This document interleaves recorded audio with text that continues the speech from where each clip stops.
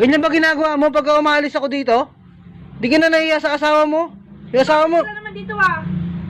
yung asawa mo nasa barko, nagpapakahirap, tapos ikaw ganyan ginagawa mo? Simon yung asawa mo, pagpapalit mo sa barangay tanod. Yan, barangay tanod yan, di ba? Ano dyan, baka gusto mo mga ng tatay na sustento dun eh. Yan, ganyan talaga mangyayari sa'yo pagka hindi mo tinigil ang ginagawa mo. Napaka ano mo. Hindi ka na naawa sa asawa mo, grabe ka.